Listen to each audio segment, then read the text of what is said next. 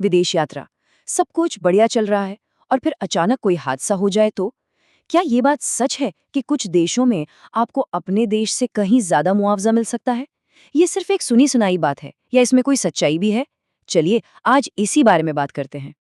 तो सवाल सीधा सा है, अगर विदेश में किसी और की गलती से आपको चोट लग जाए, तो क्या मुआवजे की रकम इतनी ज्यादा हो सकती है जितनी आपने सोची भी ना हो? इसका जवाब हाँ या ना से कहीं ज्यादा दिलचस्प है। तो मुआवजे की रकम में इतना जमीन आसमान का फर्क आता कहाँ से है?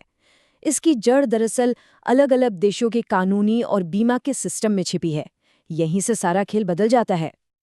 देखिए, जापान में मुआवजा मुख्य रूप से दो चीजों पर टिका होता है। आपकी खोई हुई कमाई और जो मानसिक तकलीफ हुई उसके लिए एक सांत्वना राशि। लेकिन कई पश्चिमी देशों में कहानी में एक नया मोड़ आता है। एक तीसरा और कह सकते हैं कि सबसे पावरफुल एलिमेंट जुड़ जाता है, जिसे कहते हैं दंडात्मक हर्जाना।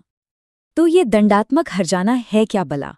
इसे ऐसे समझिए, ये सिर्फ आपके नुकसान की भरपाई के लिए नहीं है। नहीं, ये तो एक तरह से गलती करने वाले पर एक फाइनेंशियल पेनाल्टी है, एक सजा है, ताकि वो और समाज में कोई भी दूसरा भविष्य में ऐसी लापरवाही दोबारा करने की हिम्मत न करे। और यही वो चीज है जो मुआवजे की रकम को लाखों से करोड़ों में बदल सकती है। आपको एक मिसाल देता हूं। एक अमेरिकी केस में सिर्फ दंडात्मक हर्जाने के तौर पर दी गई रकम देखिए, 14 करोड़ 50 लाख डॉलर। इसे रुपयों में बदलें तो ये 1200 करोड़ से भी ज्यादा बैठता है। जी हाँ, तो अब अंदाजा लगा सकते हैं कि ये सिस्टम मुआवजे को कहां से कहां ले जा सकता है। तो अब सवाल ये उठता है कि वो कौन से देश हैं जहां मुआवजा इतना ज्यादा हो सकता है। चलिए उन जगहों पर एक नजर डालते हैं। तो ये हैं वो देश, वो सेफ जोन, जहां मुआवजे की रकम आमतौर पर ज्यादा होती है और पेमेंट का सिस्टम भी भरोसेमंद होता है। लिस्ट में आप देख ही रहे हैं, अमेरिका, यूके, जर्मनी जैसे देशों के साथ सिंगापुर और हांगकांग जैसे बड़े एशियन हब्स भी शामिल हैं।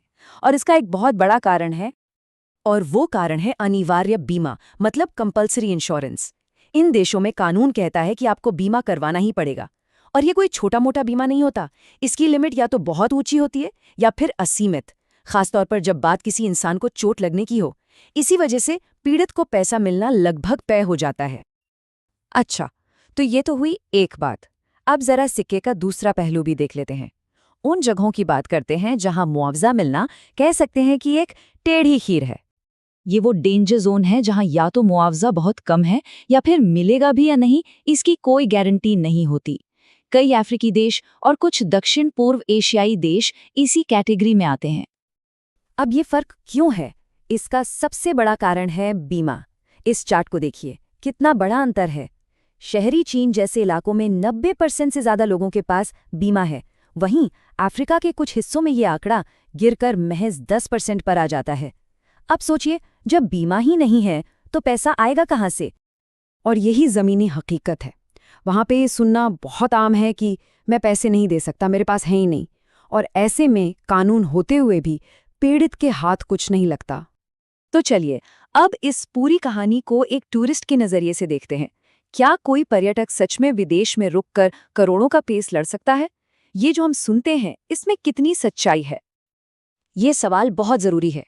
मान लीजिए कोई कुछ हफ्तों की छुट्टी पर है और उसके साथ कोई हादसा हो जाए, तो क्या वो सच में अपना सब कुछ छोड़कर सालों तक किसी दूसरे देश में कानूनी लड़ाई लड़ सकता है?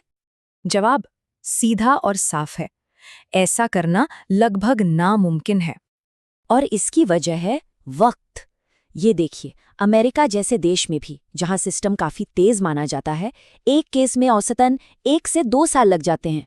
यूरोप में भी यही हाल है, और अफ्रीका में तो ये 5 साल या उससे भी ज्यादा खींच सकता है।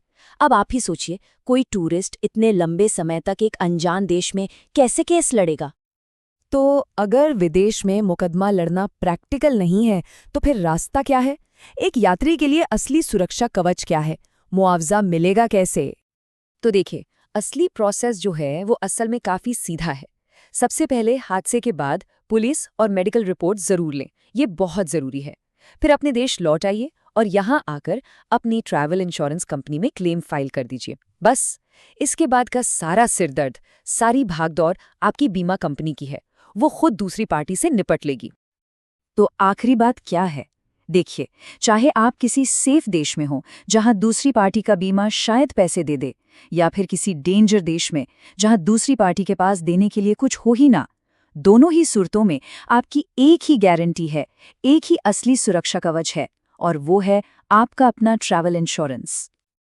और यहीं पर आकर हम एक आखिरी लेकिन शायद सबसे ज़रूरी सवाल पर पहुंचते हैं। ये सब जानने के बाद कि मुआवजे की दुनिया कितनी पेचीदा हो सकती है, क्या किसी का भी ट्रैवल इंश्योरेंस सच में हर स्थिति के लिए काफ़ी है? ये वो सवाल है जिस पर हर ट्रैवलर को यात्रा पर निकलने से पहले बहुत गंभीरता से सोचना चाहिए।